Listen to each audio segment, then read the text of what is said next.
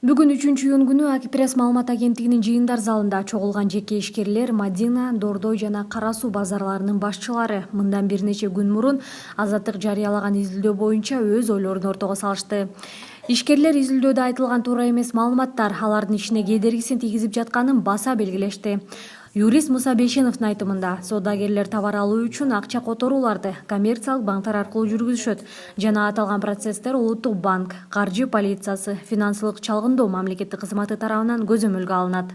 Мы прекрасно знаем, как работают предприниматели, и мы знаем банковскую систему, как работает. И более чем мы уверены и знаем, что те деньги, которые проходят через банк, они черным налом через границу вывозятся в чемодан, а через банк прошли эти все легальные деньги, у них есть всегда подтверждающие документы. И прежде чем эту информацию публиковать, необходимо поднять эти все первичные документы, изучить это. Действительно, Абдрас эти деньги откуда-то с воздуха получил и отправляет куда-то, выводит. Если взять любого предпринимателя, который работает на Мадине или Карасу, и взять его совокупный товарооборот за определенный период времени, допустим, за 10 лет или за 5 лет, это будет колоссальные суммы. Эти суммы действительно уходят в Китай через банк. Но это не говорит о том, что этот предприниматель, он такой негодяй, он такой нехороший, и занимается криминалом, и он выводит деньги из Кыргызстана. Он деньги выводит, он платит за товар, который он получил из Китая. Мадина базарынын башкы директору журналисттик иликтөөлөр фактылардын негизинде жазалышы керектигин оюн айтып, изилдөөдө келтирилген документтер менен каржы полициясына же болбосо башка тиешелүү тараптарга кайрылса оң боло турганын айтты.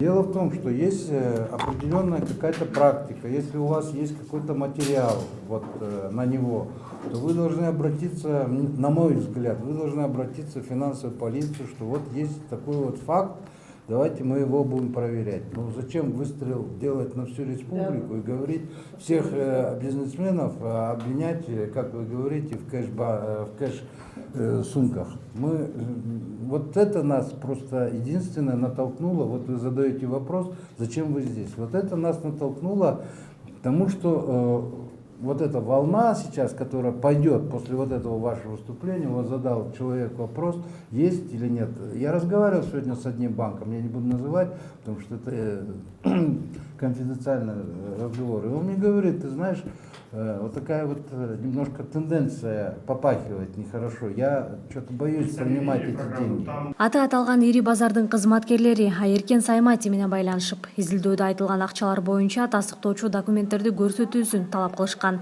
Алар журналисттик изилдөө бардык ишкерлерге карата жасалгандыктан ушул кадамга барышканын айтышат. Действительно, вот предприниматели выясняли этот вопрос у Саймати Айеркина, что за деньги.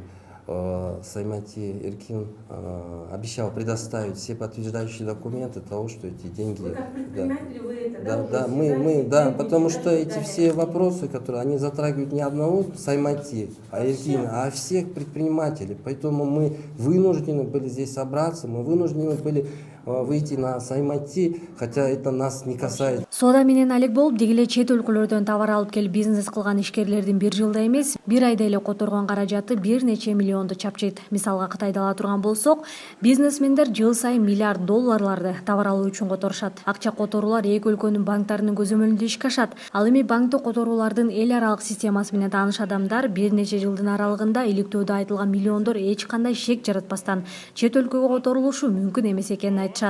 Аты аталган соода саттык комплекстеринин башчылары шек жараткан каржы бүтүмдөр же болбосо такталбаган маалыматтар чакан жана орто бизнеске зыянын тийгизиши ыктымал экенин белгилешет. Если взять любого бизнесмена, который занимается деятельностью по купле-продаже товаров из Китая, из Турции, и поднять его совокупный товарный оборот за несколько лет, то будет колоссальная сумма. Соответственно, за товар он перечисляет деньги за рубеж, в тот же Китай, в Турцию или в другую страну. И обвинить его и сказать, вот этот человек вывел там сотни миллионов долларов, это тоже будет неправильно. Необходимо, я думаю, проверить до конца, выяснить, есть ли действительно подтверждающие документы, действительно товар приходил или не приходил. И тогда уже можно делать какие-то определенные выводы. просто голословно обвинить кого-то можно любого. И тогда у этого человека, вот у предпринимателя возникают всякие различные проблемы, в том числе с государственными органами, которые начинают проверки и выяснение, откуда деньги, почему ушли эти деньги. И вот такая проблема. То есть хотя перевод денежных средств за товар — это общепринятая мировая практика. Здесь нет никаких нарушений.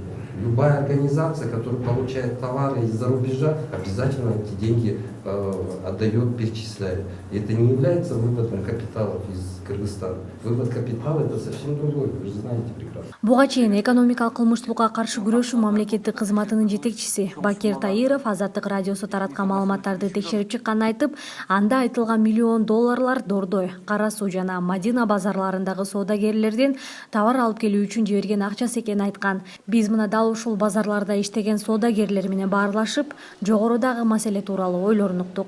Бул кечеги Азаттыктын иликтөөсүндөгү 700 миллион акча бул ушу Мадина, Дордой, ушу Кара Суу, ушуде базардагы жеке ишкерлердин акчасы.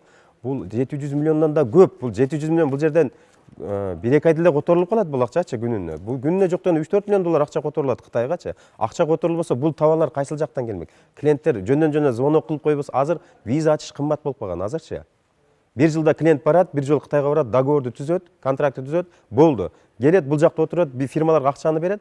Фирмалар Кытайга которуп берет, Кытайдан фирма, биздин фирмага товарын салып берет, болду. Ушинтип иштеп, айлантырып акчаны ушинтип айлантып иштей беребиз. А болбосо азыр көрүп атасыз. Мурун клиенттер ай сайын барып келет эле. Ай сайын Кытайга бара берет эле. Азыр жок. Клиенттер bir жылда bir жол барат, контракт түзүп коет. Фирмалар аркылуу акчаны доставка кылып жеткизип берип коебуз. Болду, ошо менен эле товар оборот айлана берет. Бул 700 миллиондон да көп, бул жерде аябай чоң суммалар топтолот күнүнө. Азыр мынакей товар аябай ушундай кече Кытайлар келип бизге айтып атат, дейт, силердин Кыргызстаныңарда уже интернеттен ошол теманы көтөрүп, биз силерге акчабызды берсек, ошо Кытайга жеткизип бересиңерби, бербейсиңерби, же акчабызга гарантия бересиңерби, бербейсиңерби деген ушундай суроолорду бизге берип атат. Жок, биз беребиз деп атат. Азыр ушунун эсебинен мынакей жүк жок.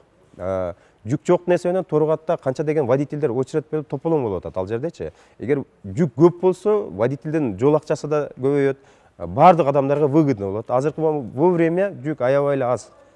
Бул 700 миллион боюнча бир адамдын акчасы деп атат го. Бул бир адамдын акчасы эмес да бул жердечи.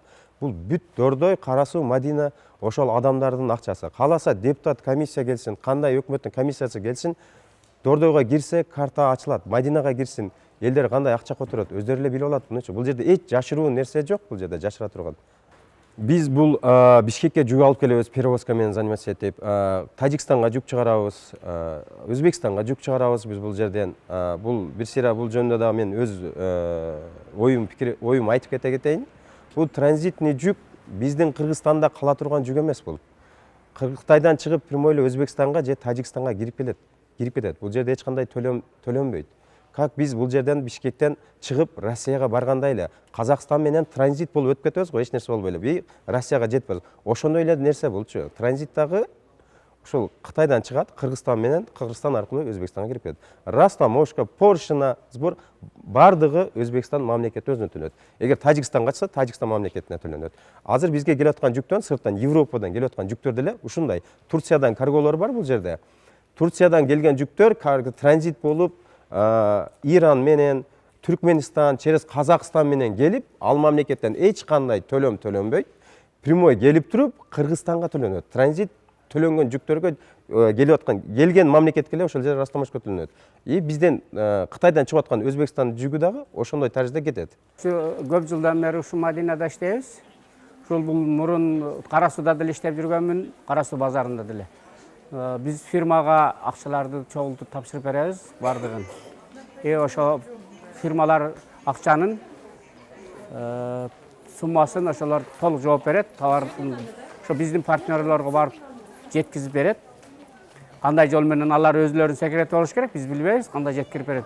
Жеткирип берип бизге ошол партнерлорубузга счетко акча түшөт. Счеттон акчаларыбызды алдык дегенде алардын звонок келет, товарды ошол фирмаларга кайта жүктөп берет. Ошо фирмалар боюнча кайта товарларыбызды алабыз өзүбүз. Бул жак эме ткань келет, швейный фурнитура келет.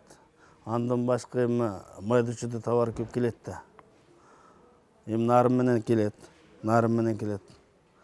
Буяк келгенде экен анан клиенттерге чалабыз. Товарыңар келди, алып кеткиле деп айтабыз. Ооба деп айтат. Анан Кытай кокус акчасы которуп бер деп айтат. Волочуктар бар, кыргыз волочук бар, уйгур волочук бар. Ушуларга акчасын беребиз, анан Кытайга которуп берет. Ушул эми биздин жумуш. Баягы кыргыз балдар келет, акчаны алып кетет. Эми биздин алдап алгандан кийин биз дагы эми ишенип беребиз да бул балдарга акчаны. Жалпысынан соодагерлер мындан аркы ишинин согундап калышынан чоочулап жатышат.